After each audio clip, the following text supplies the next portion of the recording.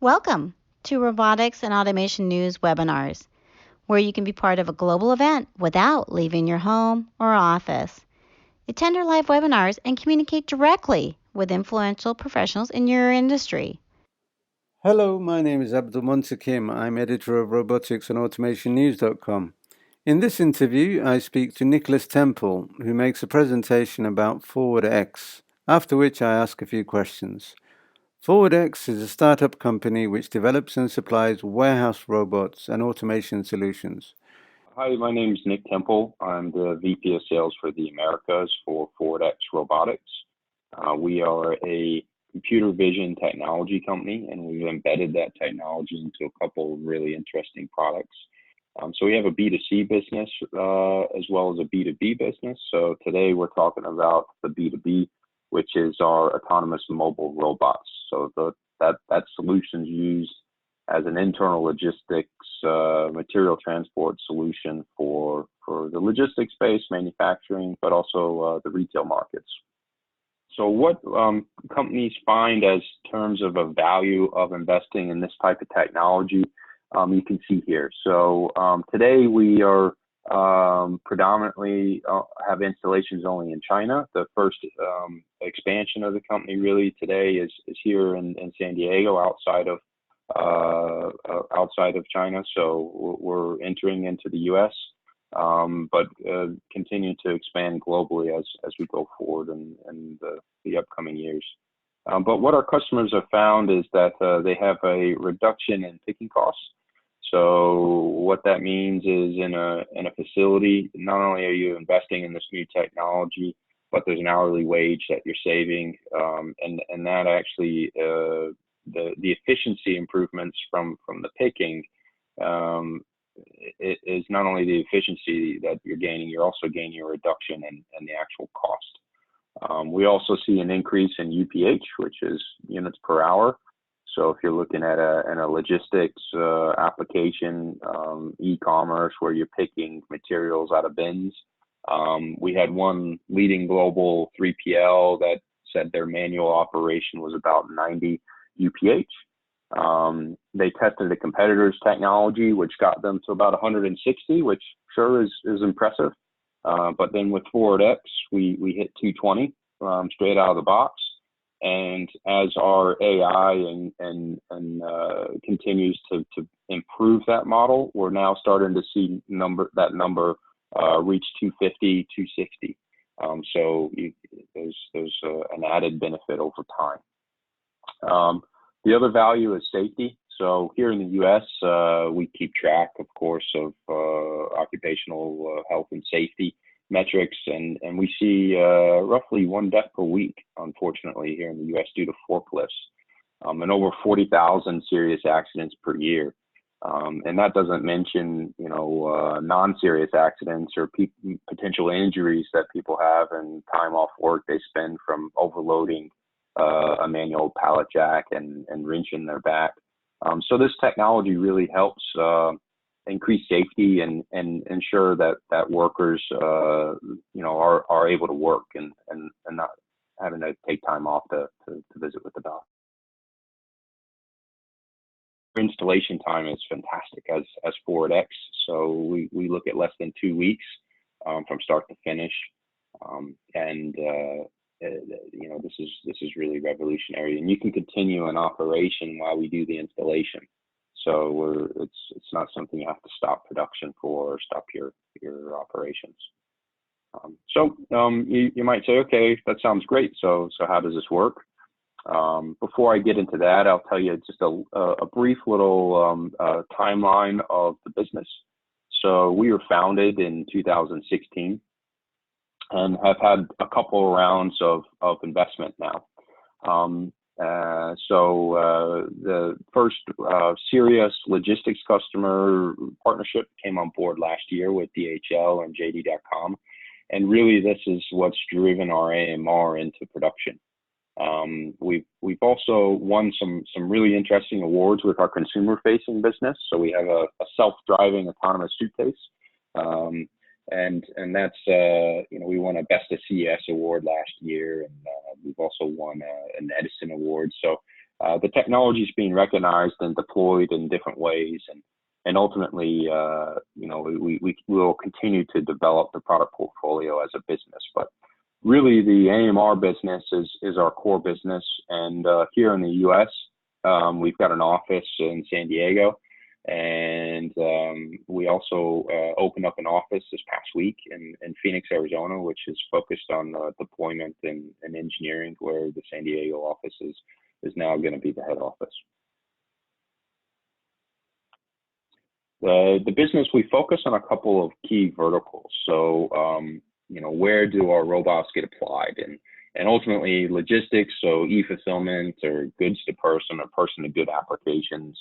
Within manufacturing, so within manufacturing, you could do a finished goods line run to shipping from a cellular kind of manufacturing environment, or maybe a kitting of parts. So if you have some sort of, you know, application where you kit parts in a high value, you know, cell, and you want to bring it out to production, you can do that on the robots. And then lastly, the other vertical that we like as well is retail. So we've been doing some proof of concepts in different large retailers, global retailers. This has been an interesting one for shelf replenishment, but also pick up in stores. So if you order online and you got your groceries waiting for you when you show up at the store, already packed and ready to go, that's being done manually by a person today. But what we've done is actually develop a solution where we can make it more efficient for the picker. So instead of the shopper having to walk around and pick one shop at a time, we can pick 4 shops, as you can see here in this video. Yeah, if you can't see these videos, apologies. We've got we've got this is something that we can share on our YouTube channel with you. But you can see the robot finds its way, navigates from point A to point B, using its vision-based technology. It avoids objects. It doesn't have a planned path. It plans its own on the fly. So it's not following a fixed line, and that's different than what we call AGV technology. So AGV versus an AMR. So an AGV usually has a fixed path, and it could be like a virtual railroad. And the reason we try to differentiate between that technology and AMR technology is not to be snobby, but the big difference is the amount of time it takes to deploy those solutions, and also how they adapt to changes in a facility. So an AGV solution is very fixed and rigid. So it follows if you have 10 AGVs in a track, and you want the third one to drop off at the first position point, you somehow got to get the other 2 out of the way. So you have to program that into your solution. For our AMR solution, the third one could just directly go to that position. It doesn't care about the other 2. It can drive around them. It can avoid them on its own. So that intelligence buys you more efficiency. Okay. So besides key verticals, people say, all right, so how does this solution actually work in a real environment, and what's so unique about the ForwardX solution? So within any kind of manufacturing, retail, or logistics environment, you probably have these 3 people that are part of your day-to-day users of any kind of technology related to material handling. So you got a manager, you have someone in operations, or somebody in maintenance, and then you have the individual operators or users of the technology. You might have some sort of supervisory system that kind of leads all your management at the WMS level or the MES level. And then we're adding the robot. So purposes of this graph, we're going to call the robot control. And on our robots, we actually have map perception, which uses VSLAM. So it's different than LiDAR SLAM. And we also have multiple sensors other than vision. So we also have LiDAR. We also have encoders on the drive wheels. We also have an IMU. So all those different sensors come together, and the information that it uses for obstacle avoidance is all done directly on the robot itself. Then what happens from a control perspective is how do we drive this to make this autonomous? Instead of having a person tell the robot constantly where to go, what can we do? So usually you got your WMS runs on some sort of server. So the server could initiate those tasks. So what we do is we apply another server at the cluster level. And what this does is it actually breaks down all those orders that you get from your WMS, your MES, and recreates them into an efficient picking solution for the robot fleet. The other thing we do is we need to not only assign tasks, but also we need to get status of those orders back.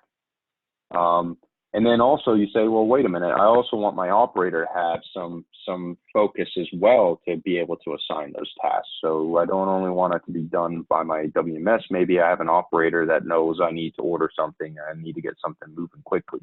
So we have also a way that you can generate commands into the robot control system back into the cluster management system that then allows you to prioritize what robot goes where. Furthermore, we can actually attach wearables like a watch on your operators. And what that can do is drive some additional dashboard analysis for your managers. So they can not only determine the efficiency of the robot solution, they can also check the performance of their staff and employees and other technology. And then lastly, we embed also a layer of deep learning and machine learning into our solution.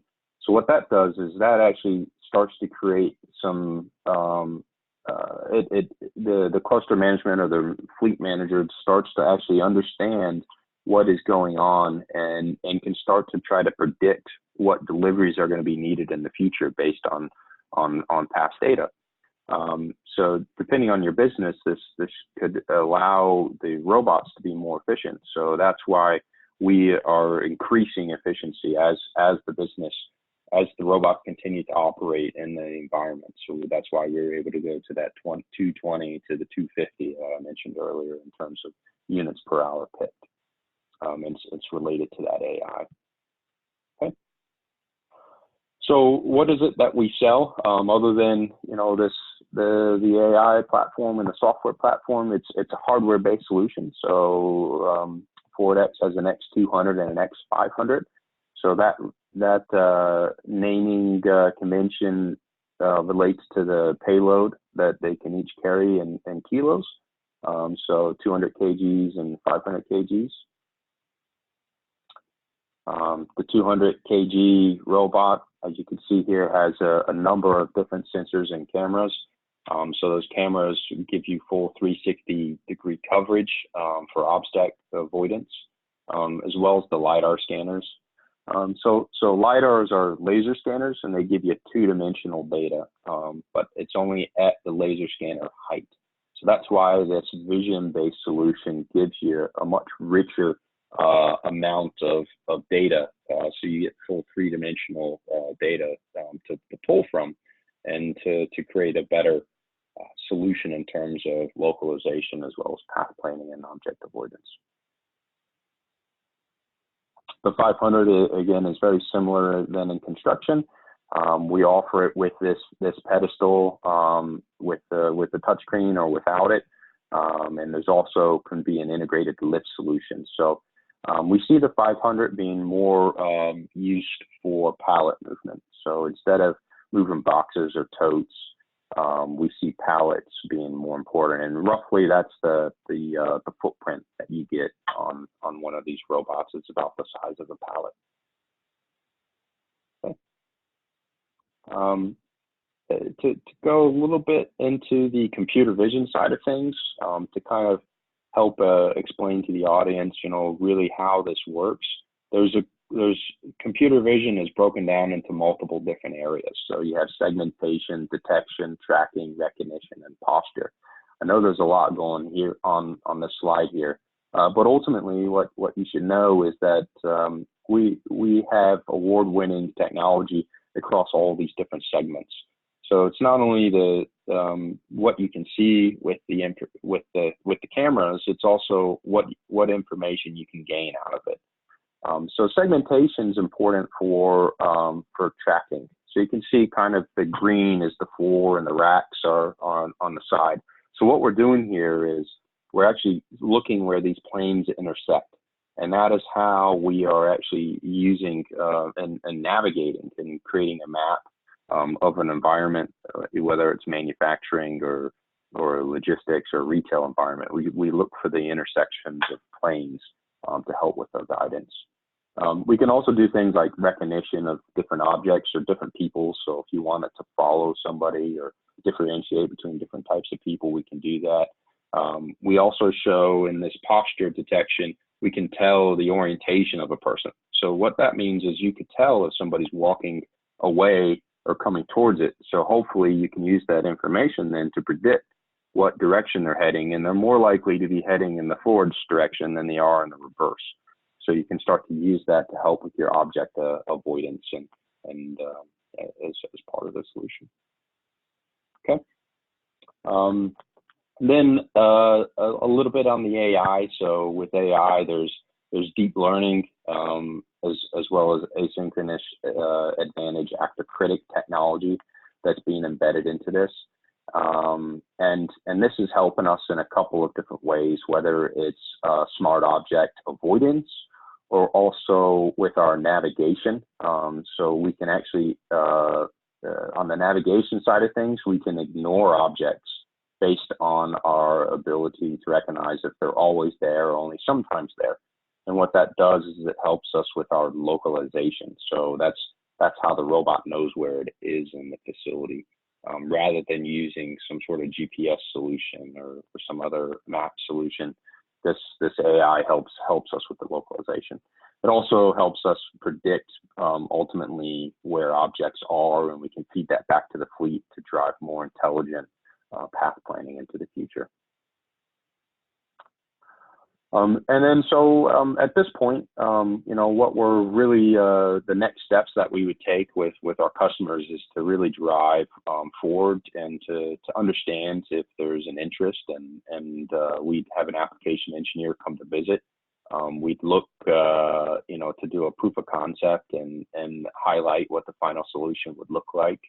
And we actually back up as well our installations. So we do the full integration and installation ourselves as a business.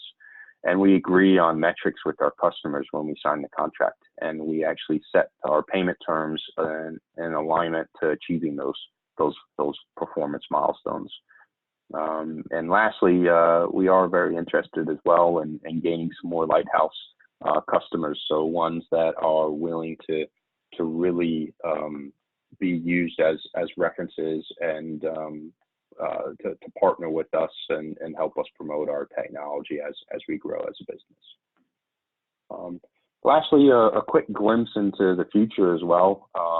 We are also looking to not only do a deck lift style AMR, but also an autonomous forklift solution. So this is an interesting concept. But we're debating on what the style and payload and everything should be, and also we kind of want to see where the safety standards are heading with this technology, as it's a heavier payload solution at the end of the day, and there's a lot of international rules and regulations, but they don't quite apply to this technology yet. So we want to kind of see where that's heading before we really bring this product to market.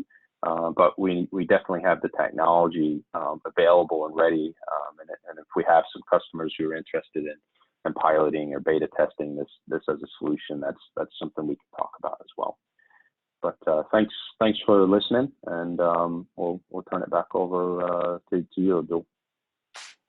Thank you very, very much, Nick. That was an excellent presentation. All the videos looked good for me. I hope the recording caught them, but I'm sure we can sort that out if I don't see them at the editing stage. If you don't mind, I'll ask a few questions, okay?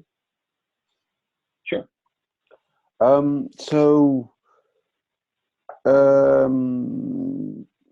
I don't know if I should ask this, because I'm basically asking you for to sort of try and explain what the advantages of AGVs are over AMRs. The reason I'm asking is because to me it seems like AMRs, now that they're here, now that they're a proven technology, now that they're growing, I can't really see AGVs being around for much longer. Because of the things that you highlighted, the need to, there's a more expensive installation, the need to have magnetic strips or some sort of rails or something to guide them along, and other things that, but what are the positive things that because you're in the business and you know about this technology a bit better, but just for my own information, what do you think can save AGVs? Yeah, sure. I'm a big proponent of using the right tool for the right job. So at the end of the day, an AMR might not be the best solution for all applications. And where I see an AGV perhaps being superior in today's market is with higher payload solutions. So today, if you're moving heavy payloads, an AGV has been doing that for a long time, and there's known solutions out there in the market already available, whereas we're still in the early stages of developing higher payload solutions as an AMR. I think the other thing that you see is quantity sometimes, or very repetitive facilities might see an advantage as well of an AGV. But I think that is going away too. So the trend for me in a manufacturing and logistics environment is something that is constantly changing. So and that's due to consumer changes and the way they purchase. There used to be a 7-year cycle for a car, and now we're down to 3 years, right? You get new models coming out. And so that repetitive process is no longer valid. So I see AGVs as being superior in some aspects in terms of repeatable high payload solutions. And they've been around for 60 years, so people know what they're getting. Our technology, we're still in the early adopter phase, and so I still think that there's a lot of testing and understanding of the benefits and how the technology works and what makes a good application versus what doesn't. So there's still a lot of misconceptions, I think, out there. So the more experience you have with the technology, obviously the more certain you can be that it will work for your application. Right. And another technology that's a competitor to AMR, although not directly, has a lot of differences, is conveyor systems. So a lot of warehouses have miles of conveyor belts or systems or whatever they call them, and there are advantages of that. So I don't want to put you in the same position of speaking in favor of your competing technology, but how do the two compare? As you say, I think you said that it needs, certain clients have different requirements, so it's not really a direct competition. It's whatever's appropriate. But what are the advantages and briefly of AMRs over conveyors? Yeah, well, what we see, conveyors are still valid technology for different applications, but where we see them is the flexibility that it gives you as a vendor. So a lot of times, logistics are being more and more handled these days by third-party logistics companies, so 3PLs. And those 3PLs would sign a contract. So for example, let's say you're Levi's, right? You Levi's jeans, you sign a contract. Usually there's a 1 year, 2 year, 3 year commitment to that contract. And then you go out to bid again. And once that contract's over, chances are the 3PL who you're working with initially probably doesn't continue on because of changes in cost structure being reduced. And you're not able to continue in that competitive nature usually of the business. Usually the relationship moves on. That's just the nature of the business. So what happens is all this fixed conveying that the 3PL has invested in for that contract period goes in the scrapyard, or hopefully they can get another product online that's similar in size, and they can they can ultimately reuse it at a later date. So it goes into long-term storage somewhere. But with an AMR solution, they could rapidly redeploy, just change a rack or change a top module, and rapidly then redeploy those assets. So they have a longer life to them than a conveyor system, for example, for like a 3PL company. Or they could just package them up and send them off to another facility that needs more, more throughput. So there's a lot more flexibility that people can gain by using an AMR versus a fixed conveyor solution. Okay, thank you very much for that. If you don't mind, I'm going to ask you a bit about the vSLAM and multi-sensor integration that you mentioned in one of your slides.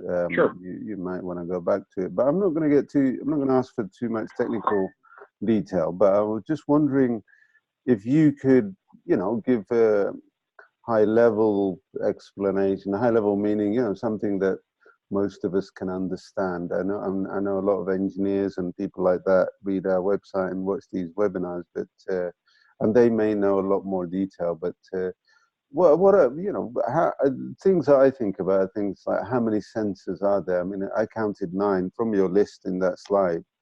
Well, if it's got 4 cameras, it's got at least 4 sensors for those, 2 LiDARs, 2 encoders. I don't even know quite what encoders are. IMUs, I suppose, chips, really. But anyway, inertial measurement unit. Yeah. Right. So that's a sensor as well, isn't it? Yes. Okay. So Yep. 9 sensors there, and the vSLAM navigation probably requires a few more sensors. But I guess I'm thinking at least 10, 15 sensors in each machine. Am I right about that? Yes. Yep.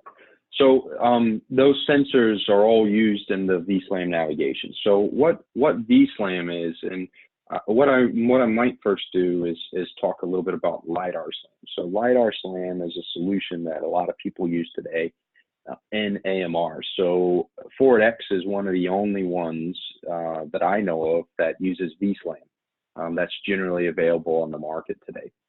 So there's some other ones that are proprietary and not ready for prime time.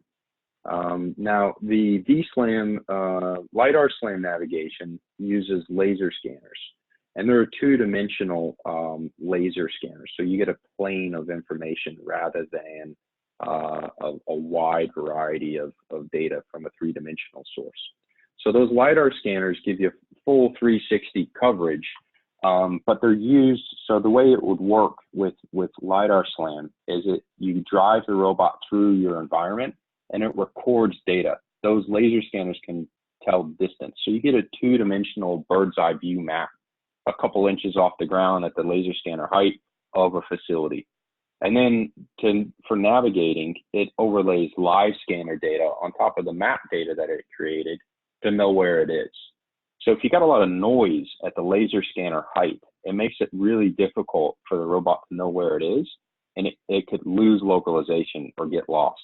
And that's a trouble, because now you have to have manual intervention to connect to the robot, to tell it where it is, and then for it to continue along its way. So we find our vSLAM solution to be much more robust. And what that means is that we use computer vision, the same with cameras, rather than laser scanners, to navigate. And it's a much more complex solution at the end of the day, but the robot, ultimately, we're trying to get it to see the same way that you and I see. So when you know how to get around in a facility, based on what you see and where you're walking, that's how the robots also get around. So what that means is you don't get lost if somebody puts a pallet down in your way, or you can look beyond those pallets for other markers, and that's the same way this technology works. Besides the cameras, we've also included LiDARs on our solution. So that's a secondary feedback part of the control loop for localization. So it works the same way as a LiDAR SLAM solution there. So it's using 2-dimensional data. The encoders are on the drive wheels. So the wheels that you see, I don't know if you can see my mouse, but we have a center drive wheel solution. So those drive wheels have a glass ring on them with lots of lines. And so as it spins, you can count. You get, I think they're like 496. So you can get 496 lines per revolution of one of those tiny wheels. So you can use that data to also feed back position information.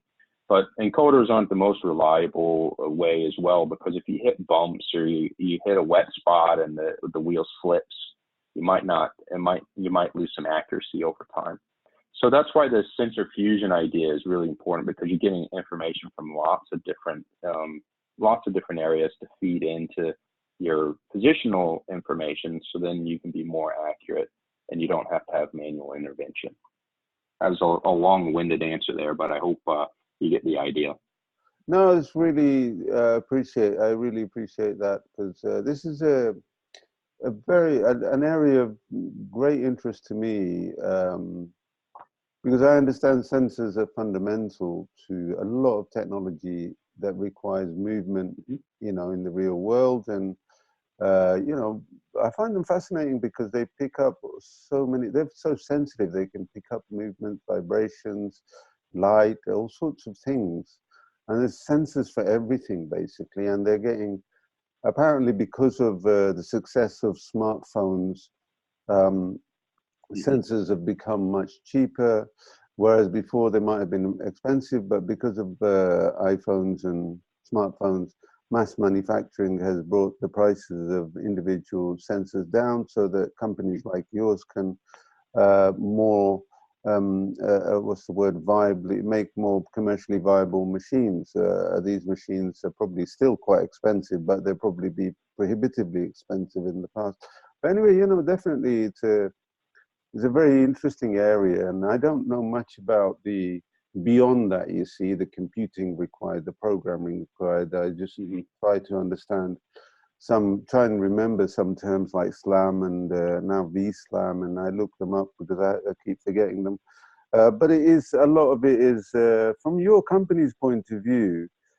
The programming would be the key. I mean, you probably buy these sensors off the shelf or from other companies, and then sort of code accordingly, fit them in. Obviously, the hardware is a hardware solution, so you have to engineer it and integrate it into the hardware. But is it mostly, this is my next question actually, how much of your activity as a company is developing hardware, and how much of it is developing software? I mean, in terms of time or maybe personnel, and how do you see the balance between the two? Yeah, so from a hardware perspective, we design everything ourselves, but we do have it manufactured locally in China. So we have 30 people on board that manage our supply chain.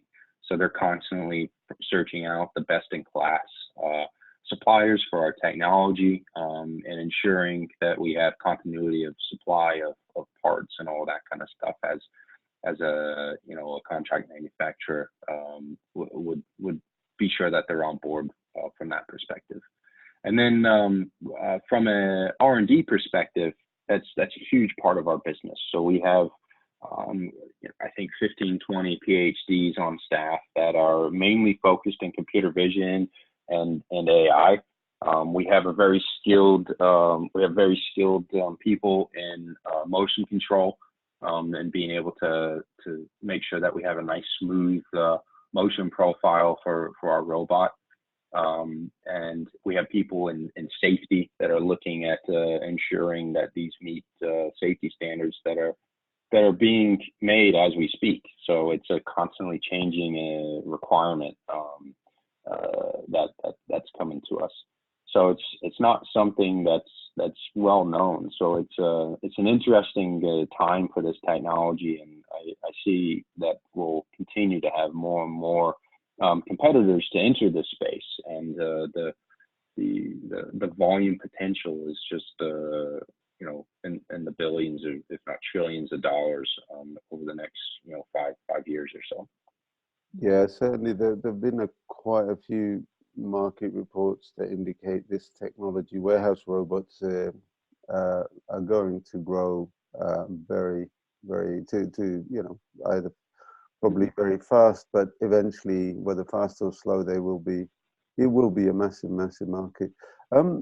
Just on the question of software and hardware, it's an interesting thing. A lot of our technology, a lot of the technology that our website reports on, we try and concentrate on hardware that moves in 3D space, whether it's warehouse robots like this, or industrial robotic arms, or autonomous cars, things that move.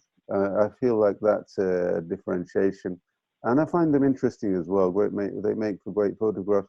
Whereas the vast majority of tech websites, if you want to put them that way, they concentrate on computer technology, software, things that live inside the computer or data center. So you don't really see them move. And, from my point of view, it's difficult to find pictures for it, but it's very big money. So the question I have is, it's probably too early days for you to answer this, but going forward, I suppose, in terms of ongoing revenue streams, do you think software will be more important to you than the hardware itself? Because you've got the AI platform, you've got, I don't know, maybe particular functions, some software functions and things like that you can sell to customers. Where do you stand on the software versus hardware sort of income stream? So software is very important to us, and there's a couple of different companies that sell robot as a service, and we see some legitimacy in that, and we would actually offer that to clients. But at the end of the day, what we find still the market is asking for CapEx rather than OpEx for purchase of this type of technology. So we really see, software as a necessary, and that's really what we do well is the software, right? We're more of a software company, I think, than a hardware company. And you can kind of classify it in a couple of different areas. One is just functionality, and two is how do you program it? So the interfaces. And so what we do really well today is the first, right? So we actually are very good at making this technology work, and that's why we have a 1 to 2 week kind of delivery time or integration time. And then, but what we haven't done so well at this point is really make those interfaces very easy to allow a user to do the programming themselves or to have third-party system integrators involved in our business. So the companies like Fanuc, they do this very well from an industrial arm perspective. They've got hundreds and thousands of integrators that are extensions of them in terms of an engineering arm to allow them to accelerate their business.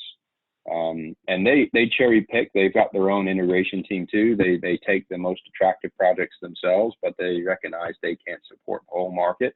And that's something that we will do eventually. So we are, in the next actually 6 months, we are planning some software releases that allow for more configuration rather than hard coding of the solution.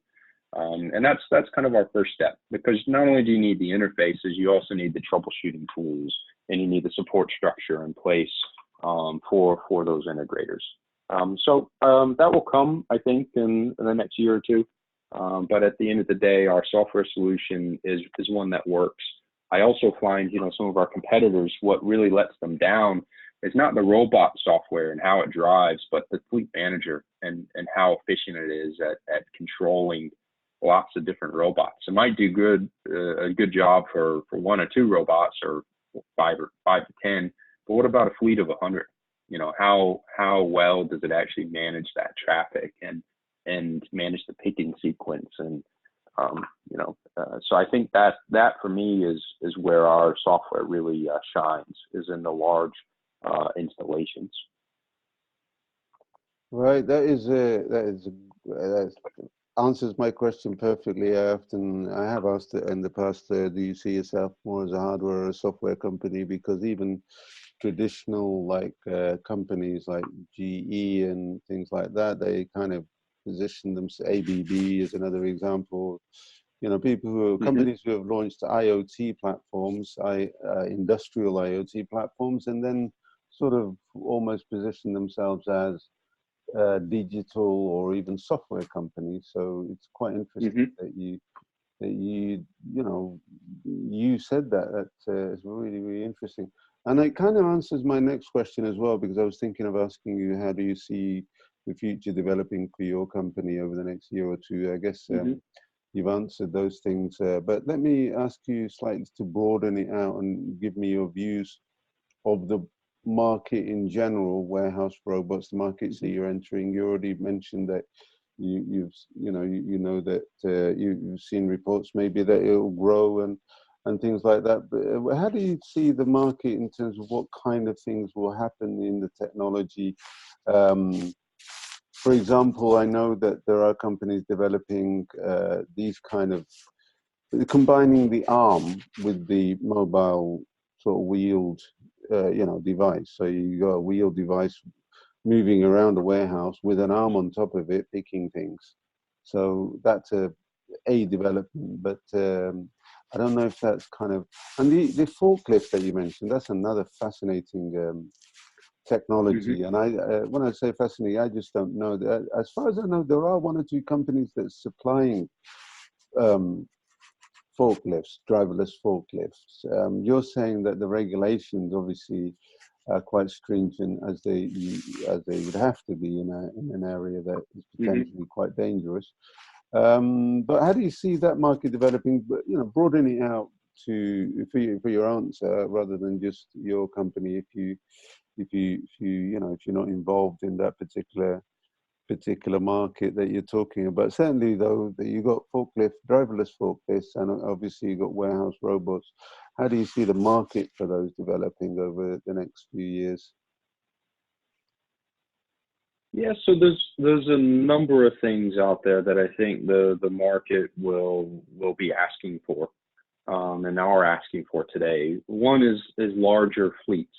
So software that's able to actually take in large number of fleets and really be able to control all of those. People are getting past the pilot phase and their early adoption, and really it's moving more into the mainstream, AMRs in particular.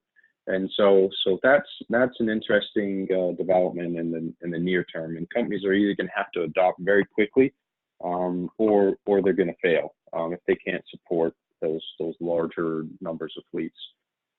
Secondly, if you look at the types of material that people are picking and handling, there's such a huge variation. So if you think about like a picking operation at an Amazon warehouse, where they're going to ship you anything from a screw or a bolt to a kayak. So how do you design a solution that is flexible enough to enable you to carry all those different solutions? And really, it's hard to do that, right? So I think picking robots for individual items might be interesting for a small portion of applications, but putting a robot arm on top of a mobile platform, that will probably represent a small portion of the market. I think a bigger portion of the market will be these grid-based solutions that you see. There's other companies that make them, like Geek Plus and others, Swiss Log, that has grid-based solutions, and those I think will continue to serve those markets as well. But then also I think higher payload robot solutions are going to become more interesting. If you look at the forklift market, that market over the past 15 years has a CAGR of 7, 8, 9%.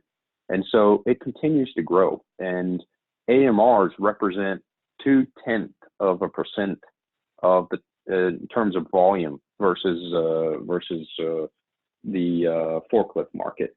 So even if we get 1% market share, that means our market is going to grow 5 times. So you can imagine, if we get 10% of market share, then it'd be fantastic growth for our industry. And so I think that's really, for me, the longer term picture, is to look at these heavier payloads, try to automate more of those things that people are doing today with operators and a forklift, and doing them safer and less expensive. Okay, thank you very much, Nick. Thank you very much for your time and a great presentation. If there's something that I haven't asked about, a question that I might have missed, an opportunity, if you don't mind, you might as well just fill that gap. Not really at this point, Abdul. I appreciate your time. Okay. I don't know how we could approach. You said you have investors as part of your target audience. We are interested in looking at further rounds of investment. I don't know if that's worth mentioning at this point, or to Yeah, go leave it ahead. for other. I think that would be a good idea. Just go ahead Okay. and say what you want to say. Sure. So we've actually had a couple rounds of investment into our business so far. Our latest Series B investment was about 10 million, but overall we've had about 42 million US dollars worth of investment, and we're going to continue to use that as a platform to grow our business globally. So if you're interested, feel free to get in touch with myself directly or with our COO, Yashin, that's based in Beijing.